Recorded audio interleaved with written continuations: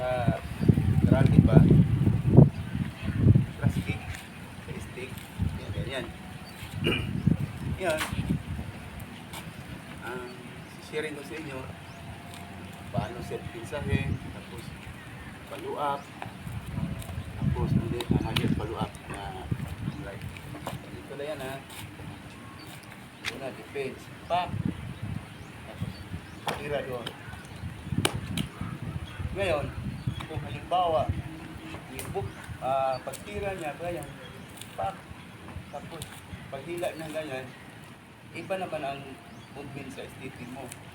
Yung kanina, pag ganyan, dahil maabot ko siya sa sa aking left side spring, hindi ko ito ginalaw. Ngayon, ito iba. Pag tira pa ganyan, matras yan, napol mo yun doon. Yan. Ganyan ang maging reaksyon ng mo. Put mo. Tapos ito pa. Pag defense, follow up, andin, matras na naman siya yun. Yan. Okay guys, papakita ko sa inyo yung sa actual na mayroon kang sparring. Wow.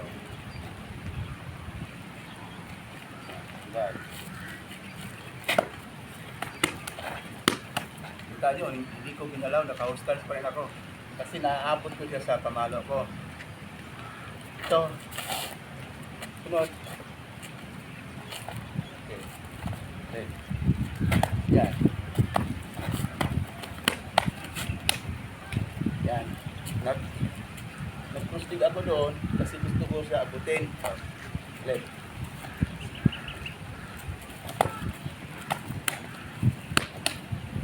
Ito, another pa.